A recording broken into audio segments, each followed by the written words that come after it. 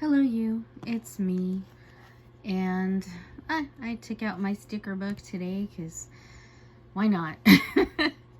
I mean, because the subject today is Amberlynn Reid, I thought, well, sure, I like stickers, and so I'll put this one out there.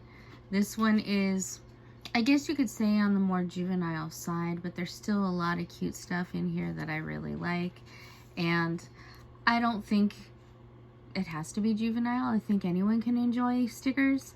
So there you go. Anyway, I'll open it up and share some of the inside. There are things missing, but you know, you can get an overall view of it. Maybe you'll want to get this for your daughter or son or for yourself.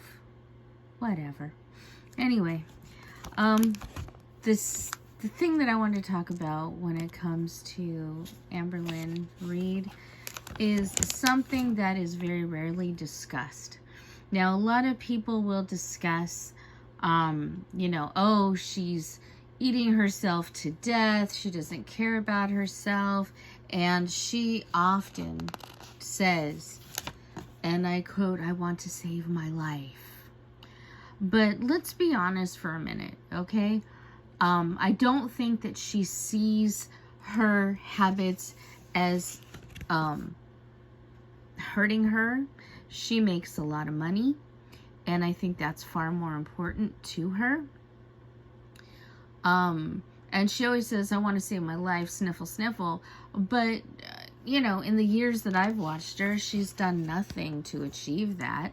She might do something a little bit that's improved, and then she'll gain a bunch of weight back again. So that she's still not looking at it in the way that I think that she should. And I think a lot of people don't. I mean, their first thing is always, you're going to die. You're going to eat yourself to death. You're going to die. You can't live in that body for that long and not have problems. And we've seen that she's had plenty of health problems and health scares. All right. And here's the thing that I think people are not addressing is, can people die? Yes. I remember a young woman who had posted up something. I don't remember where it was. It could have been Facebook because it was a while ago. She was 29 years old and she was ready to get healthy. And then the next day she died. And what a sad tale. Now, is that true or not? Who knows, because it's the internet. But certainly it's something to think about. But I think that Amber needs to think about something even more serious. What happens if she doesn't die?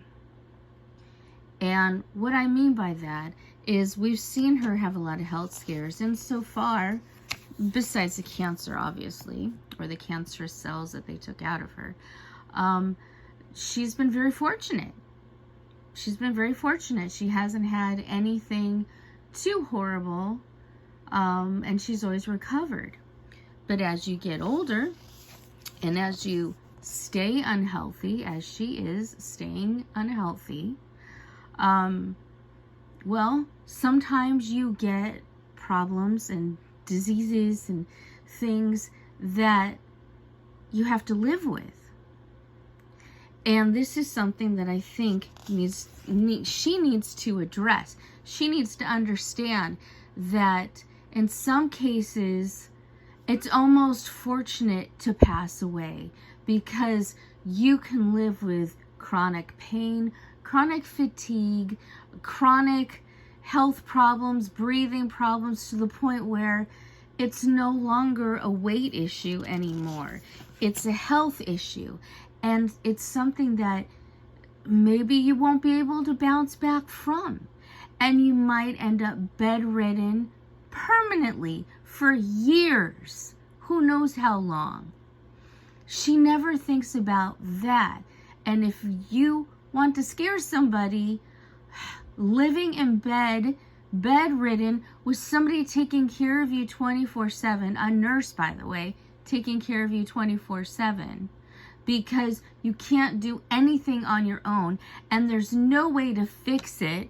There's no way to make it better. And even if you lose weight, you're still going to be reliant on other people to take care of you for the rest of your life. That's scary.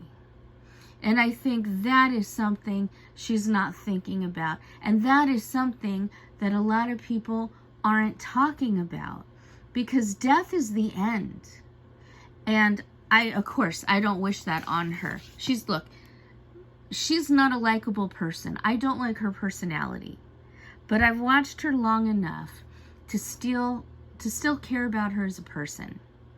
And I wouldn't wish that on my worst enemy, quite frankly, being miserable and bedridden and in pain and unable to do anything because you're so sick.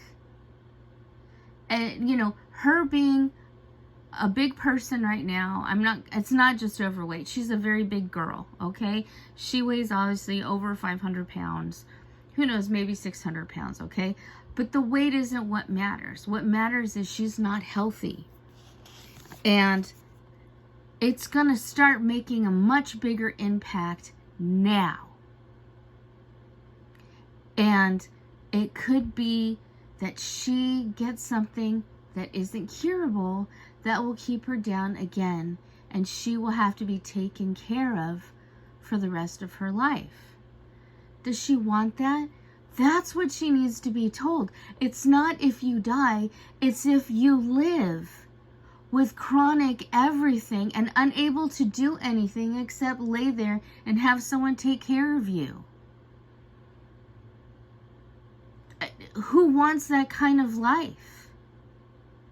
She doesn't seem to realize that is where she's headed. If she dies, like I said, it's over. But what if she's chronically ill for years and years? That money is not going to matter. The money that she has is all going to go. She's going to end up living probably in some kind of facility with nurses taking care of her, and who knows how well. Some facilities are better than others, but she will become reliant on other people to take care of her. Is that what she wants? Because when she gives her little tear and saves my life, that's part of it. It's not just the living. It's the living well, living comfortably. And that's not just about money. That's about health. Chronic problems, pain, all that. I don't even know what could happen. She could have a debilitating heart attack and never be able to leave the bed again. Does she want that? That's what I think about when I think about her. And she doesn't take it seriously. She doesn't take her health seriously. She thinks she's fine. If you look at her, everything she talks about with weight loss surgery, I think is bunk. That's my opinion. I didn't say that was the truth. But I think it's all just for show. I think there's a few people out there who also think that, to be fair. But I don't think she wants weight loss surgery. I don't think she cares. I think she's happy. She's comfortable. She is in a place where she says she wants to be, where she thinks she wants to be. And I don't know how mobile she is. She seems to be more mobile than a lot of people I've seen who are in her position.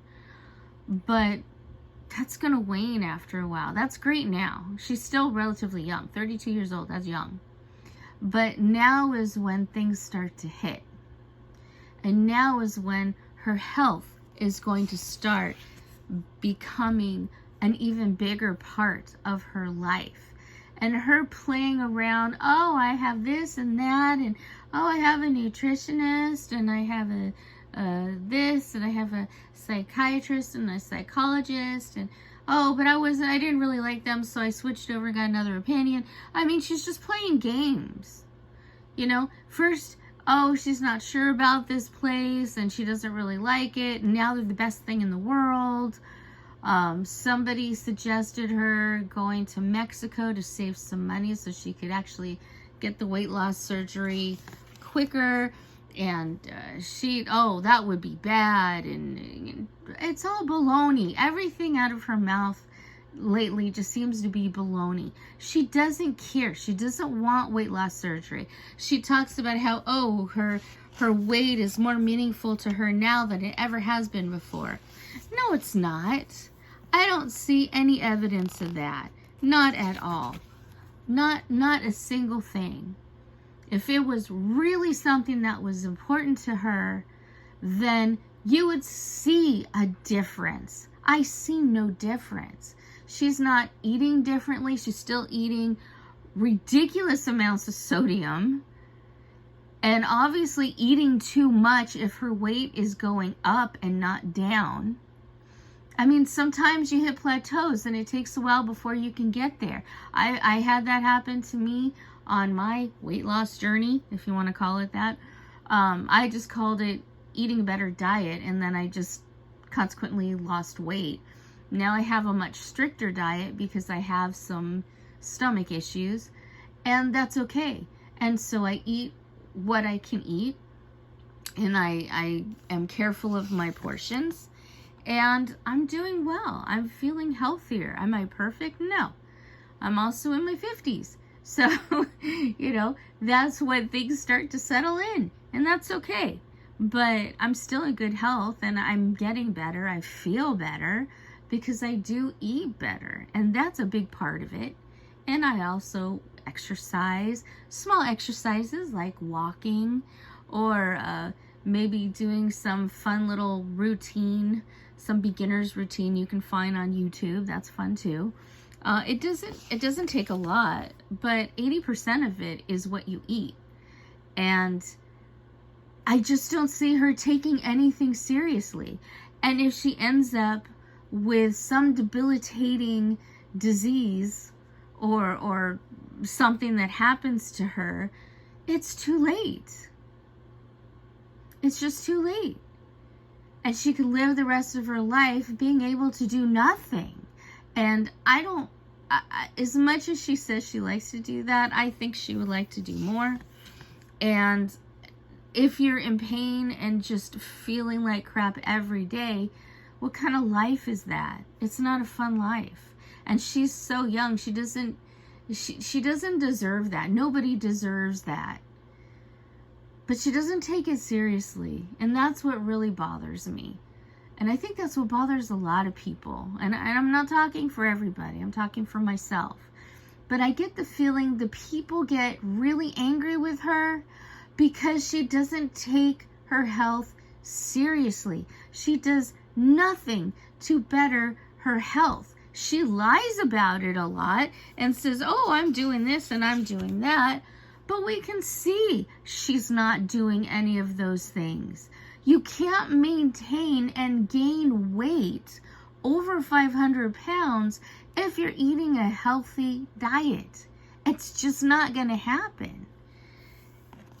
I mean, if you watch things like My 600-Pound Life, you notice when they start to eat a little more healthy, the weight just drops off. And I would assume that if she did that, the weight would just start to drop off as well. I'm not making assumptions because she does have lipedema, lipedema, and those are definitely things that change the way that you lose weight. But she doesn't have it in every part of her body. And you'd be able to see it in her face, in her arms. You'd be able to see her losing that weight. She's just not losing it. And it makes me so angry. Miffed is what I was going to say. It just makes me very angry because she doesn't take it seriously. And somebody needs to sit down with her. And I'm sure doctors have already. She just doesn't listen. I wish there was some way to make her listen. Because the fact is that you may not die, but you also may be chronically ill and miserable for the rest of your life. Is that something that you want? And if not, then you better fucking take it seriously. That's all I gotta say.